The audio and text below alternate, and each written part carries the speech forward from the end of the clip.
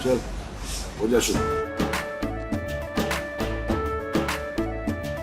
केसरिया से मन जोगी हुआ रे, दिल झूमे देखो पतवारा हुआ रे, दिल झूमे देखो पतवारा हुआ रे। हर पल मनाओ केसरी त्योहार। विमल, बोलो जुबान Kesari.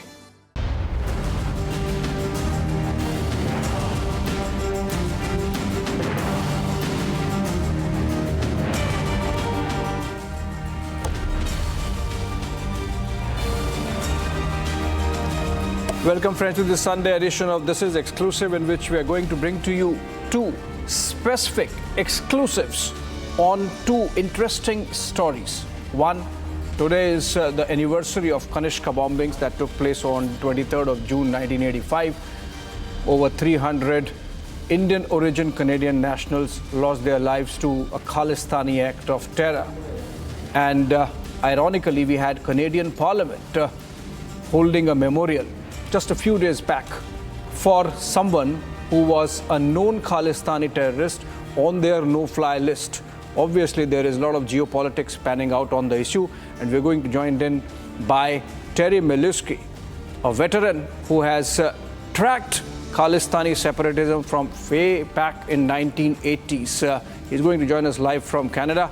Also, important information coming in on the NEET scam from sources deep in the government, all that and more. Let me get you the headlines first.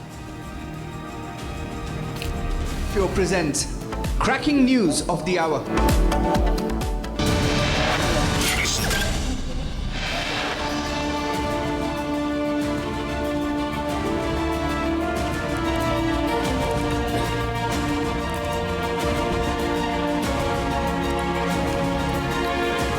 After Patna, Godhra, Ranchi and Devgarh, focus now on Maharashtra's Latur and Solapur in the NEET scam.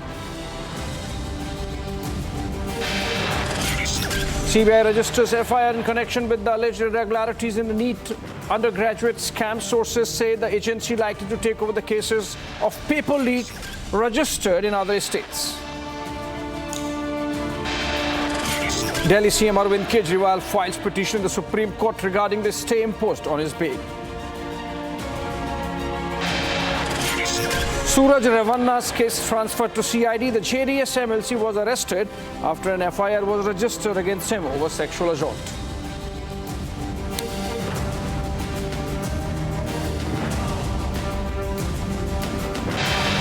A big win for forces in Jammu and Kashmir. One terrorist neutralized in the Uri operation. Search and cordon efforts underway.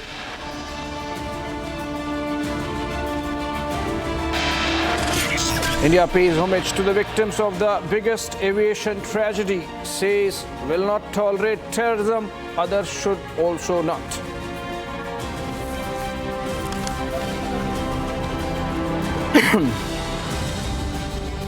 Guest.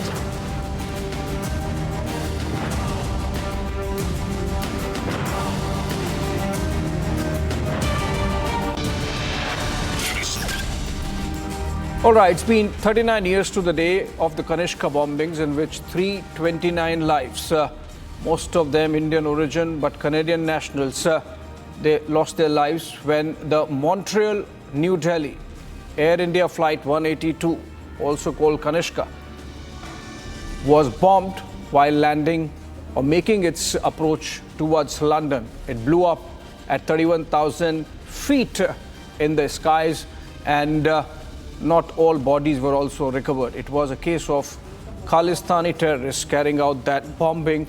There was a parallel bombing that took place at the Narita International Airport in Japan, but thankfully that bomb did not reach its destination flight, and so the loss of lives was limited.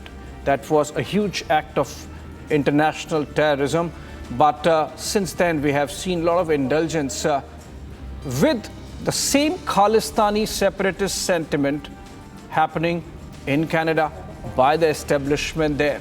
We'll try to understand through a conversation with Terry Milewski, a veteran journalist who has written a book not just on the Khalistani bombing, the terrorist bombing, but also the manner in which the Khalistani separatism and the terror movement has taken roots on Canadian soil. And before I go to Terry, let's look at what has exactly happened over the last few days on this issue, including External Affairs Minister Dr. S. Jaishankar today, very politely reminding the Canadians there should be no indulgence with terror. Today marks the 39th anniversary of the Kanishka tragedy. On the 23rd of June 1985, Air India Flight 182 bombarded. The flight was named Kanishka. The Air India flight was blown up by a bomb mid-air while en route from Montreal to London. The tragedy occurred 45 minutes before the aircraft was scheduled to land at London's Heathrow Airport. A bomb which was concealed in a suitcase exploded above the Atlantic Ocean in the Irish airspace. All those present inside the flight, passengers and crew members, died in the terrible attack. Most of them were Canadians of Indian descent. This is one of the deadliest terrorist attacks in the history of civil aviation. An extensive investigation was launched by the Royal Canadian Mounted Police. It has been described as one of the longest and most complex domestic terrorism probes in Canada's history. Even today, the investigations remain active and ongoing.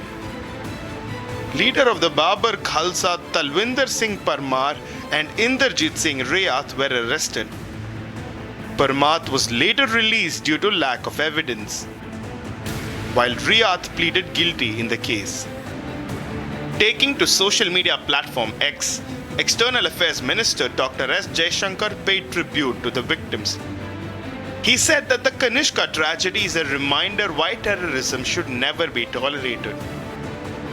While India is clear on its anti-terrorism stance, Canada continues to honor Khalistani leader Hardeep Singh Nijjar. This week was a very sad and a very solemn anniversary, the one-year anniversary of the murder. And I was in the House of Commons. I think all three of us were. And it was important to have a moment of silence to recognize this was the murder of a Canadian in Canada on Canadian soil, and that is entirely unacceptable. So I want to start with that. Second of all, I do want to say I was very proud of the Prime Minister and of the strong position he took after the murder. And the Prime Minister made absolutely correctly very clear that for the Government of Canada, for our government, all Canadians are the same, all Canadians have the same rights, and murder on Canadian soil is just not allowed. Will Canada condemn acts of terrorism and stop shielding Khalistani outfits?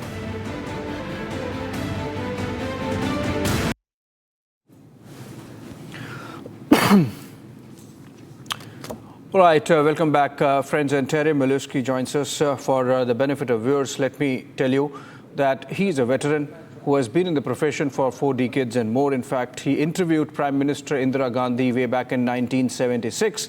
He's someone who has covered the Kanishka bombing from the ground, in the sense that he has, for investigating the terror linkages, traveled from Canada to London, to Ireland, and of course, many parts of India. And then, of course, he has also covered the 26/11 Mumbai terror attacks, India's own 9/11. So he's someone who has seen terror up close and profiled it. In fact, writing a book on the Kanishka bombing and the aftermath called Blood for Blood. And of course, many of you would obviously be familiar with Terry. Whenever we discuss Kanishka, Canada, he's there with us. Very good morning to you there, Terry, and good evening from here. And let's begin by understanding what's really happened over the last 1 week, which has made us have this conversation today. And which is, Terry, that we had those very discomforting pictures coming in from Canada's House of Commons, the parliament there, where we had the leadership standing in silence and paying homage to Hardeep Singh Nijjar.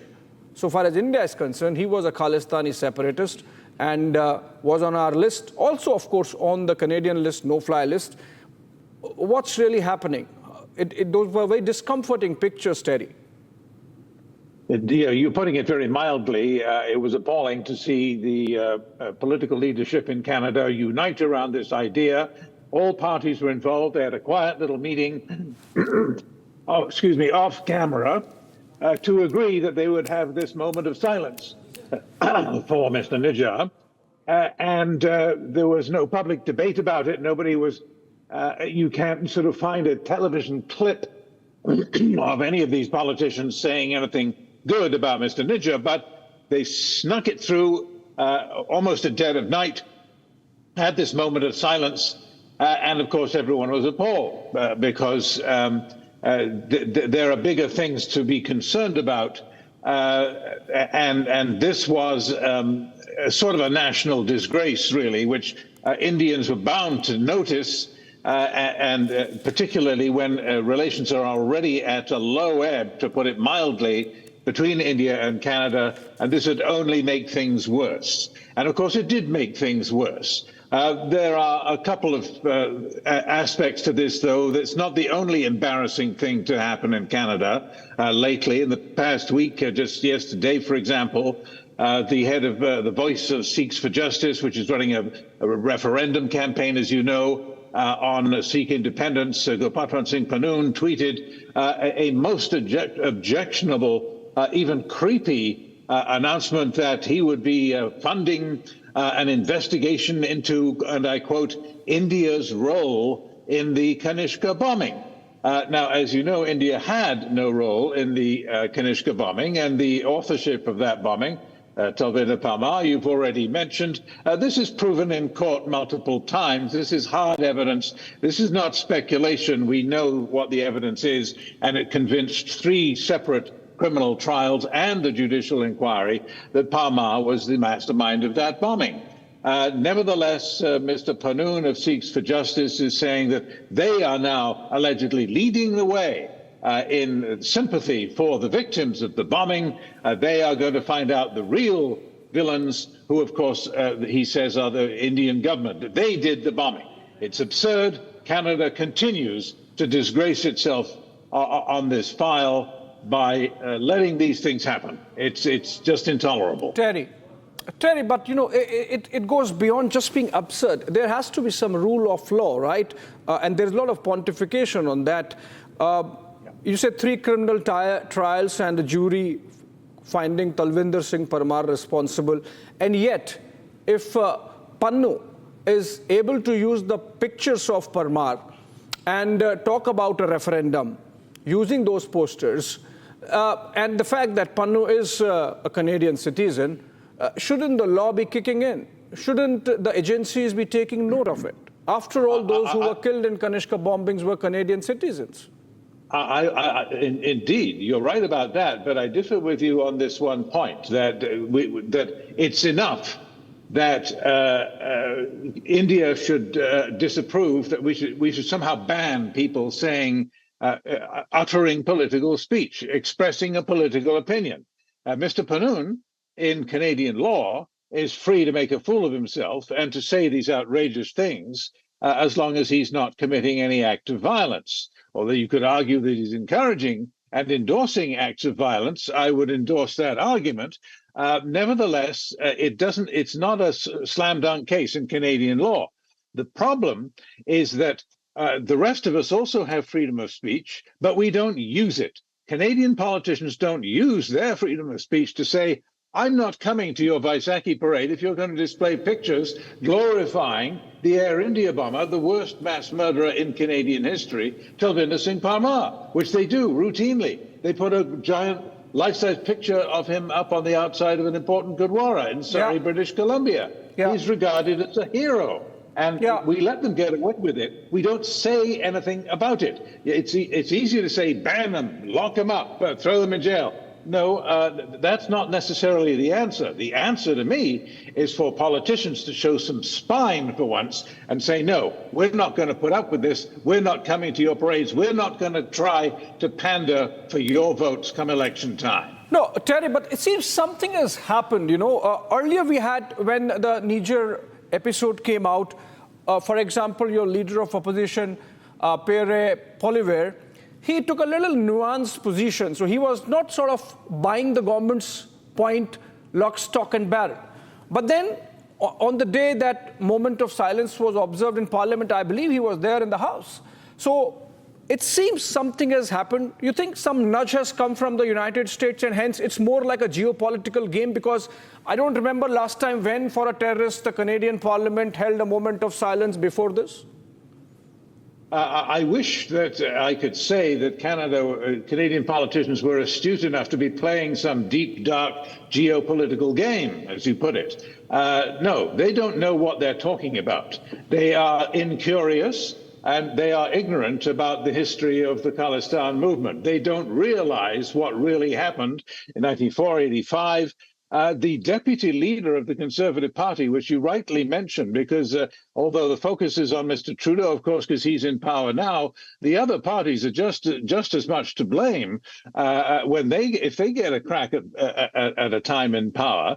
The deputy leader of the Conservative Party, Tim Uppal, a Sikh member of Parliament and an important one, put out a statement a week or so ago saying, we've got to have 1984 deemed a genocide, and the Indian army was out to destroy, wipe out the Sikh community at the time of the invasion of the Golden Temple in June of 1984. I mean, historically ignorant, absolute rubbish, and it's simply pure Khalistani propaganda. And he, like so many other Canadian politicians, has simply swallowed this propaganda and they repeat it ad infinitum. And nobody calls them out on it. They get away with it because, well, your party can't criticize me for doing it because you do it too. And so does his. And so does hers. They all do it. So can we say, Terry, that the leadership in Canada, and unfortunately it seems in a bipartisan manner, is willing to sacrifice the India-Canada relationship for their narrow political objective of winning the next election? Well, if they had a clear objective, yes, you could say that. But as I say, I doubt that they're clever enough to have such a devious agenda. They simply don't know what they're talking about, and they don't realize the damage they do when they endorse the narrative. People come to them and say, "Oh, we must have a moment of silence for this poor Mr. Najjar," and they say, "Oh yeah, okay, whatever you say," and they don't have anyone whispering in their other ear saying, "You're going to look stupid. The Indians are not going to like this. You're going to make the bad relations even worse. Think about what they're doing." They just accept the propaganda. They don't speak up against it. And I say that free speech is the answer. People like you and me can say what we like. Nobody listens to us. But leadership, political leadership, needs to be shown in Canada to denounce and to disapprove and to disallow the display of terrorist iconography. Worshipping the mass murderer Talvinder Parmar is the classic example. It goes on and it must stop. Okay. Politicians should stay away from that. Just 2 days before this moment of silence was observed in the Canadian Parliament, Terry, this is my second last question to you. There was a federal court of appeal order or verdict on the petition for removing two Khalistanis, Bhagat Singh Parwarkar and Dulai, to remove them from the no-fly list. And the court actually, while denying their petition, said that they are credible threats to transportation safety. I believe the court did not use the word terror, but the court was clear that there are reasonable grounds to suspect that they will threaten transportation security or travel by air or commit terrorism offense. In fact, the word terror was used. And this is the same no-fly list on which Hardeep Singh Nijjar was also there. So it's not as simple as that. There is a clear case of double standards, and there is a clear case of double speak, and there seems to be a clear case of thought going into it. Yes, and you're right about that. And these individuals had the right of appeal against being put on the no-fly list, and apparently they failed. And so it's not as though Canada is officially doing absolutely nothing. It's not as though Canada has a well-thought-out, considered policy to encourage, support, and maintain a Khalistani movement in Canada. They just let it happen by indifference, which is just as much of a sin, in my view. Okay, but it does not really take us anywhere. My last question to you, Terry, before I let you go. Any clarity on the 4 arrests that have been made till now in the Hardeep Singh Nijjar case? I believe there were some arrests made, 4 of them about a month back. Have you heard anything after that from the Canadian police there investigating this case? Well, there will be eventually trials. The dates have not been set. But these will be revealing trials, because what we want to know is not who pulled the trigger. We want to know who paid them. That's the key question. Who paid these goons? We know that in the United States, the Americans have dug up hard evidence. They penetrated the plot, and they showed that somebody with something to do with the Indian government did indeed hire an intermediary who hired a hitman to go after Mr. Panoon. In Canada, we haven't got quite that far with the murder of Mr. Nijjar, but we're getting there. The RCMP is indefatigable. They've committed serious resources to this file, and I believe that they will eventually find out who paid these young goons who went after Mr. Nijjar. They have only solved, let me say, half the case. They found who pulled the trigger, not who paid the money. Right, so it's still sort of in a limbo. And also remember, the RCMP, by the way, has still not officially closed the Kanishka bombing investigation, I believe. On that note, Terry, thank you so much. I believe you could perhaps send in your book to the parliamentarians in Canada so that they are a little better aware of what the Khalistani movement is about. Thank you so much, Terry, for joining us on this is exclusive Sunday edition. And moving on, and another important development taking place in connection with the NEET undergraduate retest that took place today. As per our sources, out of the 1,563 students that were given the option of reappearing in the exam, only 816 took the test or retest. 287 of them appeared for the retest in Haryana's Jhajjar. Remember, Jhajjar was controversial because all 6 toppers came from Jhajjar. And these are important numbers because these 1,563 students were those who were given grace marks, and out of them, only half have appeared for the retest. Remember, for the rest, their mark sheets would not hold because those controversial mark sheets have been countermanded. I'm told Harsha Chandwani joins us with more details based on the information she has got. Harsha, over to you. Please tell us, what are these numbers about? Those half the students from 1,563 who were supposed to take the retest and have not taken, are they giving a pass this year for the exam? And are they going to be appearing next? What happens to them? And also, what more information can you share about the retest that took place today? So right now what we are gathering, the source-based information directly from Education Ministry is that out of 1,563, only 816 students appeared, which is almost 52%. And in Jhajjar, where the two exam centers, Hardyal and the other exam center was in Customs, where the highest number of students got the grace number. In Jhajjar, the total number of students which appeared out of 494, they are 287. And the Education Ministry clearly states us us that now the students who have not appeared, no more grace will be given to them, and also no more re-exams will be conducted for the students who have not appeared today. This was the last chance, and today the exams were conducted fairly.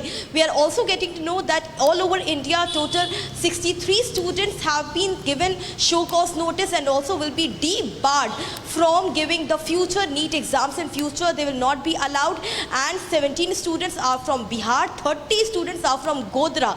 These are the numbers which we exclusively got from the Education Ministry. The number of students involved in malpractice in the NEET exam who have been served notice. We are also getting to know that the role of coaching centers, almost 4,500 coaching centers all over the country is in question, and there are several suspicions on the coaching center, and almost 1 lakh students who are studying in this 4,500 coaching centers, those are also in question. Therefore, detailed investigation will also be done by CBI in the coaching centers as well.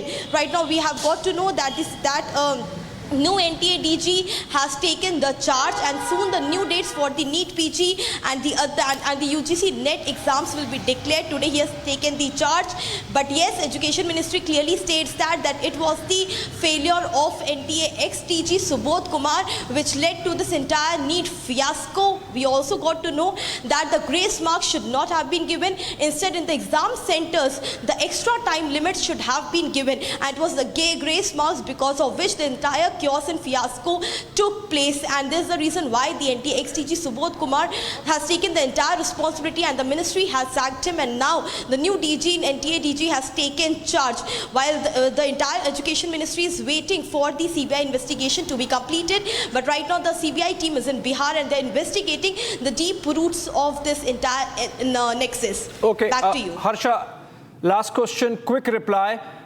You think the CBI is going to take all the cases from across the country pertaining to the NEET UG from Bihar to Maharashtra to Jharkhand?